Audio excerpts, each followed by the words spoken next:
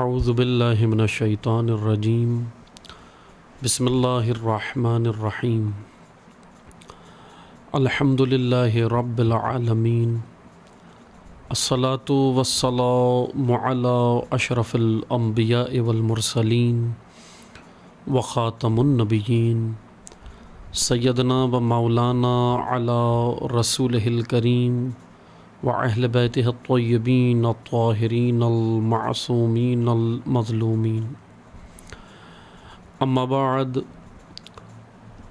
فقال اللہ تبارک و تعالی فی کتابہ المجید وفرقانہ الحمید بسم اللہ الرحمن الرحیم الرحمن علم القرآن خلق الانسان علمہ البیان الشمس والقمر بحسبان والنجم والشجر يسجدان والسماء رفعها ووضع الميزان ألا تطغوا في الميزان وأقيموا الوزن بالقسط ولا تخسروا الميزان والأرض ووضعها للأنام فيها فاكهة والنخل ذات الأكمام والحب ذو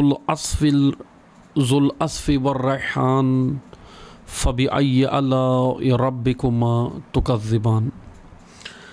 صدق اللہ العلی العظیم۔ محترم سامعین کرام، السلام علیکم ورحمۃ اللہ وبرکاتہ۔ الحمدللہ اللہ تعالیٰ کی توفیق سے آپ کی خدمت میں ہم حاضر ہوئے ہیں، اور انشاءاللہ توفیق الہی شامل حال رہی، اور اللہ تعالیٰ نے انشاءاللہ اگر یہ توفیق ہمیں دی تو کوشش کریں گے کہ طالب علمانہ اس موضوع کو آپ کی خدمت میں تسلسل کے ساتھ جاری کریں اور آپ کی خدمت میں بیان کریں۔ سورہ مبارکہ رحمان قرآن مجید کا 55واں سورہ ہے، 55 نمبر سورہ ہے، 55 نمبر سورہ قرآن مجید کا، اور انشاءاللہ کوشش کریں گے کہ آپ کی خدمت میں سورہ مبارکہ رحمان کی طالب علمانہ تشریح اور تفسیر آپ کی خدمت میں بیان کر سکیں۔ سورہ رحمان کے معروف سورہ ہے قرآن کریم کا، اور الحمدللہ تمام مسلمانان اسلام، تمام امت اسلامیہ، تمام عاشقان رسول صلی اللہ علیہ وآلہ وسلم اور تمام فرزندان توحید الحمدللہ اس سورے سے آشنا ہیں، اور کم از کم نام کی حد تک تو ضرور سب آشنا ہیں، اور اس کی تلاوت بھی الحمدللہ سب سے زیادہ اس سورے کی تلاوت ہمارے معاشرے میں کی جاتی ہے، اور یہ اس سورے کو اعزاز حاصل ہے۔ اسی کے ساتھ ہی میں آپ کی خدمت میں بیان کرتا چلوں کہ سورہ رحمان کہ جس قرآن مجید کا 55 نمبر سورہ ہے، اور اس کی 78 آیات ہیں، 78 آیات، ہم انشاءاللہ وقتاً فوقتاً آپ کی خدمت میں حاضر ہوں گے انشاءاللہ، اور کوشش کریں گے کہ اس موضوع کو آپ کی خدمت میں بیان کریں، سورہ رحمان کی طالب علمانہ تشریح اور تفسیر۔ اس سے قبل کہ میں ان آیات کی جانب آؤں جو تلاوت فرمائی ہیں آپ کی خدمت میں، ہم اس کے بارے میں جو عرفاء نے، مفسرین نے جو سورہ رحمان کی مثلاً مختلف حصے بیان کیے ہیں، پہلے میں وہ آپ کی خدمت میں بیان کر دیتا ہوں۔ سورہ رحمان کے تقریباً 5 حصے ہیں، اور 5 حصوں میں سورہ رحمان کو مفسرین نے اس کو تقسیم بندی کی ہے سمجھنے کے اعتبار سے۔ پہلا حصہ سورہ کا مقدمہ اور آغاز ہے، جس کو علماء و مفسرین یہ بیان کرتے ہیں کہ یہ سورہ رحمان کا پہلا حصہ یہ مقدمہ اور آغاز ہے، اور خدا کی عظیم نعمت یعنی خدا کی عظیم نعمتوں میں جیسے خلقت، تعلیم و تربیت، حساب، میزان، انسان کے رفاہی وسائل اور ذرائع، اور اس کی جسمانی اور روحانی غذاؤں کی گفتگو کرتا ہے۔ یہ پہلا حصہ اس سورہ کا ہے۔ دوسرا حصہ جو مفسرین بیان کرتے ہیں اس سورہ کے بارے میں، وہ جن و انس کی خلقت کی کیفیت کے مسئلے کی وضاحت ہے کہ جن و انس کی جو خلقت ہے وہ کیفیت کیا ہے، اور وہ اس کی وضاحت کی گئی ہے اس دوسرے حصے میں۔ تیسرے حصے میں خداوند تبارک و تعالی نے اس سورہ میں زمین و آسمان میں خدا کی آیات اور اس کی نشانیاں بیان فرمائی ہیں اللہ نے، یعنی اللہ تعالیٰ نے اپنی آیات و نشانیاں زمین و آسمان اور دیگر جو آیات الہیہ ہیں اس کو اس سورہ میں اللہ تعالیٰ نے بیان کیا تیسرے حصے میں۔ چوتھا حصہ دنیاوی نعمتوں سے آگے بڑھ کر دوسرے جہان کی نعمتوں کے بارے میں گفتگو کرتا ہے۔ مثلاً ہم جس عالم میں رہتے ہیں یہ عالم شہود ہے قرآن کریم کی نگاہ سے۔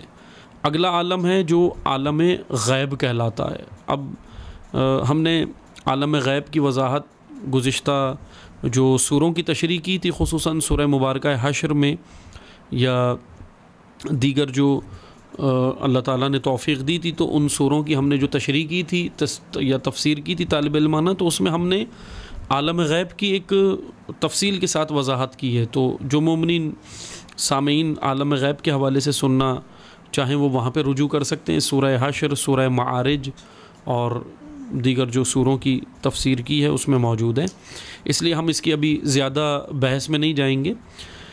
اللہ تعالیٰ نے اگلا عالم یعنی عالم غیب اس کی نعمتوں کا، اس سے بڑھ کر دوسرے جہان کی نعمتوں کے بارے میں گفتگو ہے۔ دقت نظر اور شیریں گفتار کے ساتھ جنت کی نعمتوں کی جزیات، ازواج یا انواع و اقسام کے لباس کی وضاحت ہے۔ یعنی میں اگر اس کو سمجھانے کے لیے کہوں، چوتھا حصہ جو مفسرین نے بیان کیا ہے، ایک ایسے عالم کی اللہ تعالیٰ نے ہمیں ایک ایسے عالم کی جانب ہمیں رغبت دلائی ہے، ہمیں ایسے عالم کی جانب اللہ تعالیٰ نے ہمیں اکسایا ہے، اس طرف ہمیں رغبت دلائی ہے کہ جو واقعاً ایک عظیم عالم ہے، اور وہ جو محشر ہے جس کے بعد جو بھی فیصلہ اللہ تعالیٰ کے عدل کے ساتھ جو فیصلہ ہوگا وہ ہم فیہا خالدون ہے، یعنی جنت ہو یا دوزخ ہو، جنہوں نے جنت میں جانا یا جنہوں نے دوزخ میں، ہم فیہا خالدون ایک عالم ہے، یعنی جہاں ہمیشہ ہمیشہ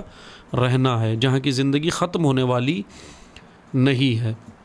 یعنی ایک ایسے عالم کو اللہ تعالیٰ نے مثالوں کے ذریعے سمجھایا ہے، بہت خوبصورت مثالوں کے ذریعے، کیونکہ قرآن کریم کا اسلوب ہمیں سمجھنے کی ضرورت ہے عزیزان محترم۔ اسلوب یعنی قرآن کی جانب اگر ہم آنا چاہیں، قرآن کو سمجھنا چاہیں، تو ہمیں آداب آنا ضروری ہیں۔ پہلے قرآن کے آداب ہمیں معلوم ہو کہ آداب فہم قرآن کیا ہیں، ہم کس طرح قرآن کو سمجھ سکتے ہیں، قرآن کے قریب آ سکتے ہیں۔ اس لیے ہمیں یہاں پر یہ مشاہدہ کرنا ہے، کیونکہ مشکل ایک یہ ہوتی ہے ہمارے ساتھ کہ جیسے ہی قرآن کی جانب آتے ہیں تو قرآن نے جو مثالیں دی ہیں، ہم ان مثالوں کو اپنے اسی عالم میں تطبیق کر جاتے ہیں، اور یہاں جو مادی نعمتیں ہیں جو ہمیں عطا ہوئی ہیں اس عالم کے اندر، عالم شہود میں، کیونکہ یہ ایک عالم مادہ ہے، اس کو عالم مادہ بھی کہا ہے، اگلے عالم کو عالم معنوی بھی کہا ہے، عالم شہود بھی اس کو کہا ہے جس میں ابھی ہم موجود ہیں، اور اگلے عالم کو عالم غیب بھی غیب کہا ہے۔ تو وہ ایک غیب، یعنی میں ایک مختصر سی وضاحت کر دوں، جیسا میں نے عرض کیا کہ گزشتہ جو سوروں کی ہم نے تشریح کی اس میں غیب کی ایک تفصیل کے ساتھ وضاحت کی، لیکن غیب کی مختصر سی وضاحت یہ ہے کہ عالم غیب اس عالم کو کہتے ہیں جو عقل سے بھی ماورا ہو، یعنی جو ہماری عالم شہادت یا عالم شہود وہ ہے جو ہمارے مشاہدے میں آ سکتا ہے۔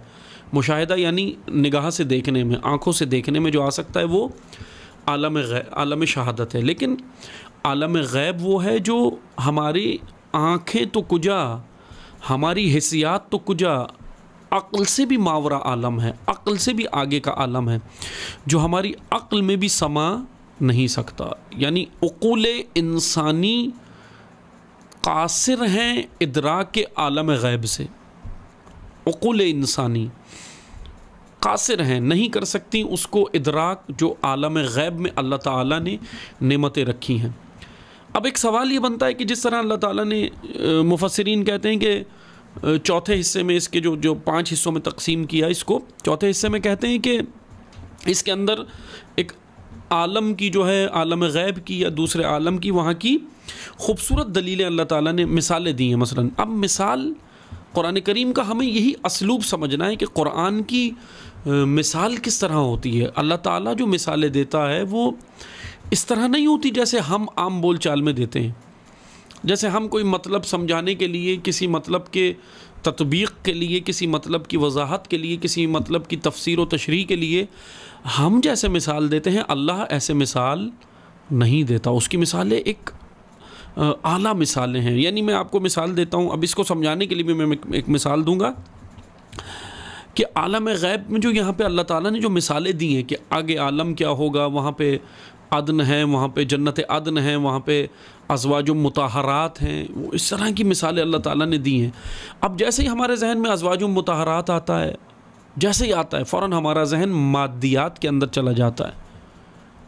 وہ جو عالم ہے وہ مادی عالم نہیں ہے، مانوی عالم ہے. یعنی مادیات سے ماورا عالم، مادیات سے پاک عالم، مادیات سے منزہ عالم ہے. وہ اس طرح نہیں ہے وہ عالم کہ جس طرح ہم سمجھتے ہیں کہ جیسے یہ عالم ہے اس کے اندر ہمیں مادی نعمتیں مل رہی ہیں اسی طرح وہ ہوگا. بلکہ مثال اللہ تعالیٰ نے، اب سوال یہ بنتا ہے کہ قرآن نے مثالیں تو اسی عالم کی دی ہیں.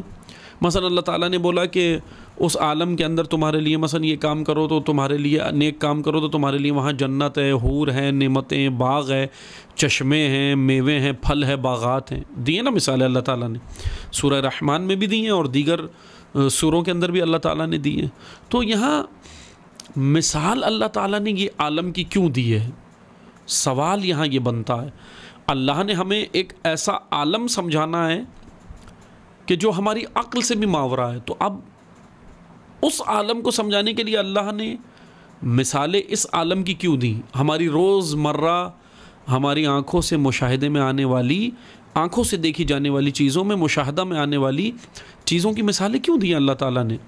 اس کے لیے میں آپ کو ایک سادہ سی مثال دیتا ہوں اس مطلب کو سمجھانے کے لیے کہ اللہ نے ہمیں اس عالم کی مثالیں اس عالم کو سمجھانے کے لیے کیوں دی ہیں. اس کے لیے میں آپ کو ایک سادہ سی مثال دیتا ہوں. مثلا عالم شہادت ایک عالم ہے جس میں ابھی ہم موجود ہیں. اس سے پہلے بھی ایک عالم ہے انسان کے دنیا میں آنے کے لیے، اور وہ ہے عالم شکم مادر. 9 مہینے ایک بچہ انسان کے، ایک 9 مہینے انسان یا وہ بچہ شکم مادر کے اندر پروان چڑھتا ہے، بنتا ہے. اس کے ہاتھ، پاؤں، ہڈیاں، رگیں، خون، گوشت، یہ سب چیزیں شکم مادر کے اندر پروان چڑھتی ہیں، بنتی ہیں. شکم مادر خود ایک عالم ہے. شکم مادر خود ایک عالم ہے انسان کے لیے، کیونکہ وہ ایک پروسیس سے اور ایک مراحل سے گزرتا ہوا اس عالم میں آتا ہے جو عالم شہود ہے، جس میں ابھی ہم بیٹھے ہوئے ہیں. ہر انسان اس پروسیس سے اور مرحلے سے گزر کر آیا ہے. عالم مادر یعنی شکم مادر وہ ایک عالم ہے. مثلا فرض کریں اگر ہمیں کہا جائے، ایک فرضی مثال ہے، اگر ہمیں کہا جائے کہ آپ جائیں شکم مادر کے اندر جو بچہ بن رہا ہے، جو انسان بن رہا ہے، جو پروان چڑھ رہا ہے، 9 مہینے جس کا پروسیس ہے، وہ جو بن رہا ہے شکم مادر کے اندر، اگر فرض کریں ہمیں کہا جائے کہ آپ جاؤ اور جا کر اس عالم میں جو عالم شکم مادر ہے اس میں جا کر اس انسان کو یہ عالم سمجھاؤ جو عالم شہود ہے، یعنی جس میں ابھی ہم ہیں، جس میں اس نے آنا ہے. ابھی ہے وہ شکم عالم مادر میں، آنا اس نے عالم شہود میں ہے، یعنی اس عالم میں آنا ہے جس میں ابھی ہم بیٹھے ہوئے ہیں. تو جب یہ کہا جائے، اگر فرض کریں مثال کے طور پہ ایک فرضیہ مثال ہے، اگر مجھے کہا جائے، آپ کو کہا جائے، ہم میں سے کسی کو کہا جائے کہ اللہ ہمیں کہے کہ جا کر شکم مادر کے اندر اس انسان کو یہ عالم سمجھاؤ. مثلا اس کو اس عالم میں، ابھی میں مثلا مختلف شہروں میں ہم رہتے ہیں، کراچی میں، لاہور میں، اسلام آباد میں، مختلف ممالک میں، پاکستان میں، ہندوستان میں، ایران میں، عراق میں، یورپ میں، امریکہ میں، مختلف ممالک میں نا. مثلا فرض کریں اسی کی ہم مثال لے لیں، اگر ہمیں کہا جائے کہ جا کر شکم مادر کے اندر بچے کو، اس انسان کو یہ سمجھاؤ کہ جب تم آؤ گے اس عالم میں تو وہاں جو ہے وہ مثلاً گاڑیاں ہوں گی، وہاں پر شاہراہیں ہوں گی، وہاں پر پہاڑ ہوں گے، وہاں پر نہریں ہوں گی، وہاں پر مختلف بلڈنگیں ہوں گی شہر کے اندر. مثلاً کتنا مشکل کام ہے کہ مجھے یہ کہا جائے، ہمیں یہ کہا جائے، ہم میں سے کسی کو یہ کہا جائے کہ شکم مادر میں جا کر اس کو عالم شہود سمجھانا ہے جس میں ابھی ہم موجود ہیں. تو اب میں کیا کروں گا؟ مشکل میرے لیے کھڑی ہے کہ ایک ایسے انسان کو میں جا کر عالم شہود سمجھاؤں گا، عالم شہود کی اشیاء سمجھاؤں گا، عالم شہود کے اندر موجود یہ تمام اشیاء جو ہیں مجھے یہ سمجھانی ہے. تو کتنا مشکل کام ہے، کیونکہ وہ میں ایک ایسے انسان کو سمجھانے جا رہا ہوں جس نے ابھی یہ عالم دیکھا ہی نہیں ہے، جو ابھی اس عالم کو درک ہی نہیں کر سکتا. یعنی وہ تو ابھی شکم مادر میں ہے، اس کو تو پتہ ہی نہیں ہے کہ اس عالم میں کیا ہے، بلڈنگیں کیسی ہوتی ہیں، درخت کیسے ہوتے ہیں، جانور کیسے ہوتے ہیں، نباتات کیسے ہوتے ہیں، حشرات کیسے ہوتے ہیں، سمندر کیسی ہوتی ہیں، کہکشانیں کیسی ہوتی ہیں، آسمان کیسا ہوتا ہے، زمین کیسی ہوتی ہے، اور زمین کے اوپر رہنے والے انسان کیسے ہوتے ہیں. ابھی میں نے کتنا مشکل مرحلہ ہے کہ ایسے انسان کو جس نے یہ عالم درک ہی نہیں کیا جا کے اس کو یہ عالم سمجھانا ہے. اب یہ بہت مشکل کام ہے، لیکن ایک طریقہ ہے، فقط ایک طریقہ، اور وہ کیا ہے کہ میں اس عالم میں جاؤں، شکم مادر کے عالم میں جاؤں، اور جا کر وہاں پر اس کو یہ کہوں، اس عالم کے اندر میں دیکھوں کیا کیا اشیاء ہیں اس عالم میں. یعنی 9 مہینے جہاں بچہ بن رہا ہے، اس عالم کے اندر جو شکم مادر ہے اس کے اندر اگر میں موجود اشیاء کی مثالیں دوں، اس کو کہوں کہ بھائی سنو، آپ جو جاؤ گے نا عالم شہود میں، مثلا کسی بھی شہر میں جاؤ گے، آپ کراچی جاؤ گے، لاہور جاؤ گے، اسلام آباد جاؤ گے، کسی ملک میں کہیں نہ کہیں تو آپ متولد ہوں گے نا، آپ کی ولادت ہوگی، پیدا ہوں گے. تو اب مجھ سے یہ کہا جائے کہ آپ وہاں جا کر یہ سمجھاؤ، تو اب میں اس کو کیا کروں گا؟ ایک ہی راستہ ہے میرے پاس کہ میں اس کو مثالیں دوں گا. میں کہوں گا کہ دیکھو، آپ اس عالم میں جاؤ گے نا تو آپ کے لیے وہاں پر جو ہے وہ مثلاً جو ہے وہ نہریں ہیں، لیکن اب اس نہر سمجھانے کے لیے مجھے اس عالم میں موجود اشیاء کی مثالیں دینی پڑیں گی کہ وہاں پر نہر اس طرح ہوگی، وہاں پر درخت اس طرح ہوں گے، وہاں پر سمندر اس طرح ہوں گے، وہاں پر نباتات، حشرات، حیوانات، انسان اس طرح ہوں گے جیسی یہاں آپ کے ارد گرد کی مثالیں. پھر اس کے ذہن میں آئے گا کہ ہاں اچھا، پھر اس کے بعد یہ سمجھ آئے گی کہ ٹھیک ہے وہاں پر اس طرح کی اشیاء ہوں گی. اب اس کے ذہن میں، اس کی عقل میں یہ بات چلی جائے گی. لیکن جب یہ انسان دنیا میں آیا، متولد ہوا، اب اس نے دیکھا کہ اس کو تو سمجھایا گیا تھا کہ نہر ایسی ہوگی، باغات ایسے ہوں گے، اشیاء ایسے ہوں گی، جانور ایسے ہوں گے، اور نباتات ایسے ہوں گے، حشرات ایسے ہوں گے، سمجھایا اس کو یہ گیا تھا. لیکن اس کی سطح کے مطابق، فکری سطح کے مطابق، اس کی عقل کے مطابق اس کو اسی عالم کی مثالیں دے کر یہ سمجھایا گیا تھا. لیکن جب یہ باہر آیا، اس عالم میں آیا، عالم شہود میں آیا، تو یہ ہکا بکا رہ گیا، حیران رہ گیا، کیونکہ یہاں پر تو وہ جو مثالیں دی تھیں اس سے بھی اعلیٰ، اس سے بھی برتر، اس سے بھی افضل، اس سے بھی آگے کی چیزیں جو اس کے عقل میں آ نہیں سکتی تھی، اب یہ دیکھ کر حیران ہو گیا.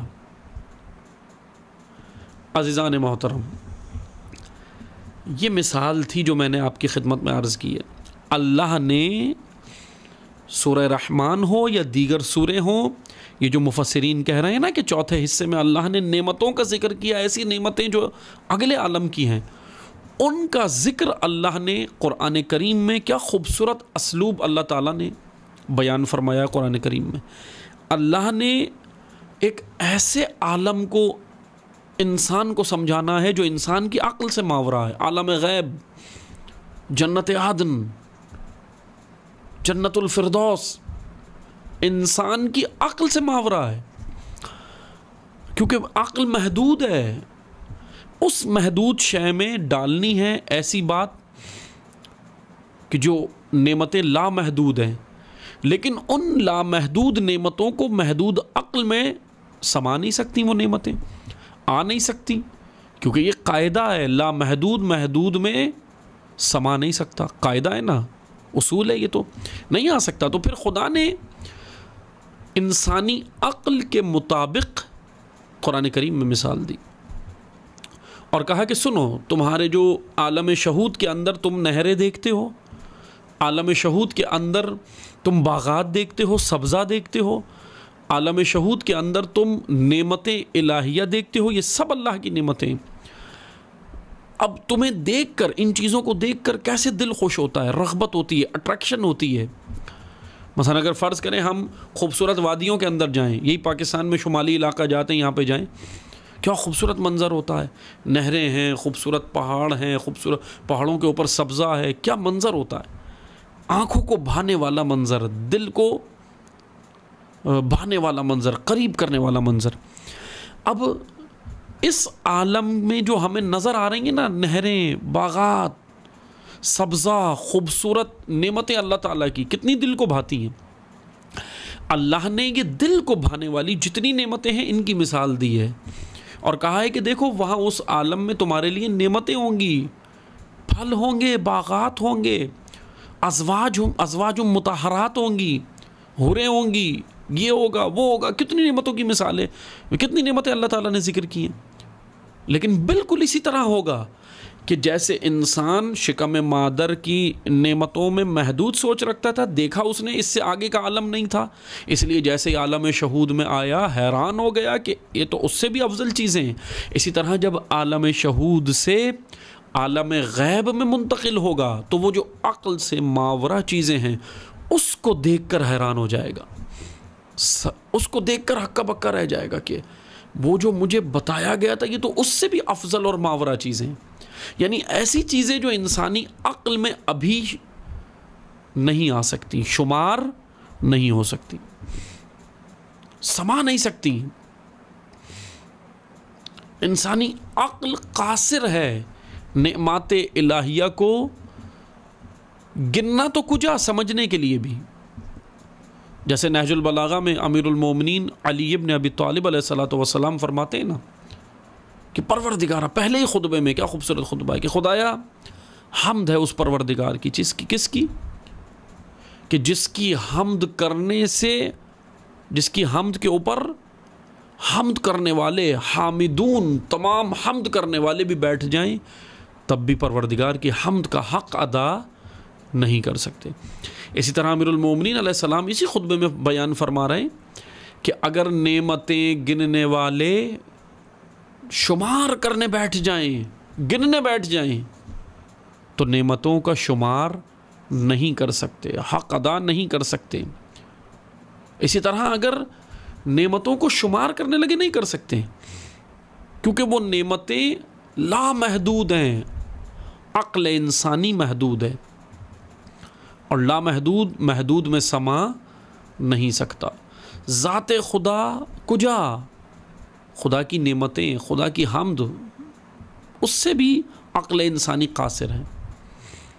لیکن اب سوال یہ بنتا ہے یہاں پر، ممکن ہے کہ کسی کے ذہن میں یہ سوال اٹھے کہ جی ہم حمد خدا نہیں کر سکتے، ہم نعمتوں کو شمار نہیں کر سکتے، ہم تو حمد بھی نہیں کر سکتے، تو پھر ہمیں کیوں حکم ہے حمد خدا کرو؟ سورہ فاتحہ کے اندر ہم روزانہ پڑھ رہے ہوتے ہیں نا، روزانہ پڑھتے ہیں الحمدللہ رب العالمین، روز پڑھ رہے ہیں، نماز پنجگانہ میں پڑھ رہے ہیں۔ جب ہم نہیں کر سکتے تو پھر ہمیں یہ کیوں حکم دیا؟ اللہ نے سورہ فاتحہ کے اندر ہی پہلے سورے میں ہی قرآن کریم کے ہمیں پڑھوایا اور کہا کہ یہ پڑھو، آداب سکھائے۔ حمد باری تعالیٰ خود خداوند تبارک و تعالیٰ نے ہمیں سکھائی۔ کیوں؟ اس وجہ سے کہ یہ جو امیر المومنین علیہ السلام کہہ رہے ہیں نا کہ حمد کرنے سے بھی قاصر ہے، یا یہ کہہ رہے ہیں کہ نعمتیں گن بھی نہیں سکتا، تو اس کا مطلب یہ نہیں ہے کہ ہمیں امیر المومنین مثلاً ہمارے اندر نا امیدی پیدا کر رہے ہیں، نعوذ باللہ الیعوذ باللہ، ایسا نہیں ہے۔ امیر المومنین نا امیدی پیدا نہیں کر رہے، بلکہ امیر المومنین ہمیں اور رغبت دلا رہے ہیں، اور رغبت دلا رہے ہیں کہ ہم معرفت الہیہ کے میدان میں اور آگے آؤ، اور آگے آؤ، جتنا سفر کر سکتے ہو کرو، معرفت الہیہ کے میدان میں آگے آؤ۔ اور اگر تم بغیر سفر کے معرفت الہیہ کے سفر تم نے کیا ہی نہیں اور بغیر سفر کیے کہہ دو کہ مجھ سے نہیں ہوگا تو یہ تو اکتاہٹ ہے. لیکن اگر معرفت الہی کے میدان میں آ کر خوب سفر کرو، اپنی وسعت کے مطابق، اپنی طاقت کے مطابق، اپنی عقل کے مطابق، اپنے ارادے کے مطابق، اپنی طاقت کے مطابق خوب سفر کرو، اور اس سفر کرنے کے بعد اگر تم کسی نقطے پہ پہنچ کے کہو کہ پروردگارہ تیری نعمتوں کا حق ادا نہیں ہو سکتا، تو پھر خدا کی جانب سے جواب کیا آتا ہے؟ سمع اللہ لمن حمیدہ. بس اے انسان، جہاں تک تو پہنچا، تو نے جتنی اپنی عقل سے، تو نے جتنے اپنے علم کی روشنی میں، تو نے جتنی اپنی صلاحیتوں کو بروئے کار لایا، اور تو جہاں تک پہنچا، بس تو جہاں تک پہنچا خدا نے تیری حمد سن لی ہے. سمع اللہ لمن حمیدہ. لیکن اگر بغیر سفر کیے، بغیر حرکت کیے، بغیر ارادہ کیے، بغیر معرفت الہی کے میدان میں آئے، بغیر علم کے میدان میں آئے، اگر ہم کہہ دیں کہ ہم سے نہیں ہو سکتا، تو پھر یہ تو اکتاہٹ ہے. امیر المومنین ہمیں اکتا نہیں رہے، علی علیہ السلام ہمیں اکسا رہے ہیں، اکتا نہیں رہے، اکسا رہے ہیں کہ آؤ معرفت الہی کے میدان میں، آؤ اس میدان کے اندر. بس عزیزان محترم، عالم غیب کی مثالیں کیوں دی ہیں؟ یہاں پر کیا کہتے ہیں مفسرین کے چوتھا حصہ اگلے عالم کی نعمتوں کی مثالیں ہیں. بہت خوبصورت مثالیں اللہ تعالیٰ نے دی، اور میں نے بیان کیا کہ نعمتیں کیوں مثالیں دی ہیں اللہ تعالیٰ نے، کیوں نعمتیں ذکر کی ہیں اور مثالیں یہاں کی دی ہیں. ایسا چشمہ ہوگا، باغات ہوں گے، نہریں ہوں گی، حوریں ہوں گی. کیوں مثالیں دی؟ تاکہ ہمیں وہ عالم، کیونکہ ابھی ہمارے ذہن میں وہ عالم نہیں آ سکتا، ابھی ہماری عقل قاصر ہے اس عالم کو سمجھنے کے لیے. ابھی ہم نے جتنا دیکھا ہے آنکھوں سے، خدا کہہ رہا ہے کہ بس جو تم نے دیکھا ہے آنکھوں سے، اپنی عقل سے جتنا درک کیا ہے، بس سمجھ لو ایسا ہی ہوگا. لیکن لطف الہی یہ ہے کہ وہ اس سے بھی بڑھ کر عالم ہے، وہ اس سے بھی بڑھ کر ہوگا جو ابھی ہماری عقل میں سما نہیں سکتا. یہ چوتھا حصہ اس کا ہے سورہ کے اندر. پانچواں حصہ جو اس سورہ میں ہے اور آخری حصہ، وہ ہے مجرمین کے انجام کی طرف مختصر اشارہ ہے اور ان کی دردناک سزا کا ذکر ہے. یعنی خداوند تبارک و تعالیٰ نے اس سورہ کے اندر اللہ تعالیٰ نے تعلیم و تربیت کا بھی ذکر کیا، خلقت انسان کا بھی ذکر کیا، حساب و کتاب و میزان کا بھی ذکر کیا، اور اللہ تعالیٰ نے اس کے اندر نعمتوں کا بھی ذکر کیا، اور پھر اللہ تعالیٰ نے نعمتوں کے اندر عالم شہود کی نعمتوں کا بھی ذکر کیا، عالم غیب کی جو ماورائے عقل انسانی ہے ان علام اور ان عالموں کی بھی نعمتوں کا ذکر کیا. اور پھر مجرمین، جو مجرم ہیں اللہ کی بارگاہ میں، جو حدود الہی کا خیال نہیں کرتے، حدود الہی توڑتے ہیں، وہ مجرمین کی سزا کی طرف بھی اشارہ اللہ تعالیٰ نے اس میں کیا ہے. یہ 5 حصے ہیں. عزیزان محترم، یہ سورہ کہ جس کے بارے میں ایک حدیث بھی ہے، میں بیان کرتا چلوں کہ پیغمبر اکرم صلی اللہ علیہ وآلہ وسلم فرماتے ہیں کہ ہر ایک کے لیے ایک عروس ہے، عروس، اور عروس القرآن سورہ رحمان ہے. عروس آپ سب جانتے ہیں، عروس لباس عروسی میں سجی ہوئی دلہن کو کہتے ہیں ہمارے معاشرے کے اندر جو عام بول چال میں. لیکن عربی زبان میں اس کا ذرا دائرہ وسیع ہو جاتا ہے. جیسے ہم مثلا عروس کا جملہ استعمال کرتے ہیں صرف عورت کے لیے، زن کے لیے، کہ لباس عروسی میں سجی ہوئی دلہن. لیکن عربی زبان ذرا وسیع زبان ہے، تو عربی زبان میں جو عروس، یہ جو حدیث کے اندر آیا نا لفظ کہ عروس القرآن، تو یہاں پر عروس سے مراد یہ فارسی زبان والی عروس کا ذکر نہیں ہو رہا، اردو زبان والی عروس کا ذکر نہیں ہو رہا. حدیث کے اندر عربی زبان اپنائی گئی ہے. عربی زبان کے اسلوب اور قاعدے اور خوبصورتی ذرا زیادہ ہے دیگر زبانوں کی نسبت. تو عربی زبان میں عروسی کا اطلاق مرد پہ بھی ہوتا ہے اور زن پر بھی ہوتا ہے. دیگر زبانوں کے اندر عروسی کا لفظ ذرا مخصوص ہو جاتا ہے زن کے ساتھ. فارسی میں بھی ہو جاتا ہے، اردو میں بھی ہو جاتا ہے، دیگر زبانوں میں بھی، کئی زبانوں میں یہ لفظ عروسی مخصوص اور مختص ہے عورت کے ساتھ. لیکن یہاں پر عربی زبان میں لفظ عروس یا عروسی عورت کے ساتھ مختص نہیں ہے، اس کا دائرہ وسیع ہے، اور وہ مرد و زن دونوں، یعنی شوہر اور بیوی، یعنی زوج اور زوجہ، دونوں کے جتنے بھی تعلق اور مراسم ہیں، وہ جب تک اس تعلق اور مراسم میں ہیں ان کے اوپر عروسی کا اطلاق ہوتا ہے۔ تو یہاں پر پیغمبر اکرم جو بیان کر رہے ہیں، حضور نبی کریم جو کہہ رہے ہیں کہ ہر ایک کی ایک عروس ہے، اور عروس القرآن سورہ رحمان ہے۔ عزیزان محترم، اسی طرح سورہ رحمان کے مثلاً بہت زیادہ جو ہے وہ ثواب بھی ذکر کیا گیا ہے کہ اس کے پڑھنے کا کتنا ثواب ہے، اور بہت ساری چیزیں ذکر کی گئی ہیں جو آپ روایات میں بھی سنتے ہیں، دیکھتے ہیں، مفسرین سے سنتے ہیں، علماء سے سنتے ہیں، مثلا بہت ساری چیزیں بیان کی گئی ہیں۔ لیکن ثواب سے بڑھ کر ایک چیز کی جانب ہمیں نگاہ رکھنی ہے، اور وہ یہ ہے کہ قرآن کریم کتاب ثواب نہیں، کتاب حیات ہے، انسان کی حیات کی کتاب، انسان کو انسان بنانے کی کتاب، انسان کو انسانیت کے اعلیٰ درجے پر لے جانے والی کتاب قرآن کریم ہے۔ اس لیے سورہ رحمان ہو یا قرآن کریم کا جو بھی سورہ ہو، ہر سورہ جو اللہ تعالیٰ نے، جو کلام الہی ہے، ہر سورہ ہم سے مخاطب ہے، ہر آیت ہم سے مخاطب ہے، انسان سے مخاطب ہے۔ اسی لیے انسان کو توجہ کرنی ہے، دیکھنا ہے کہ اللہ تعالیٰ نے مجھ سے کیا کہہ رہا ہے، کیا مخاطب ہے، ہم سے مخاطب ہے۔ اور سارا کا سارا قرآن ہدایت ہے۔ ہدایت یعنی ہماری روزمرہ روٹین کی لائف میں، روزمرہ زندگی میں نفاذ ہونے کے لیے، نافذ ہونے کے لیے قرآن آیا ہے۔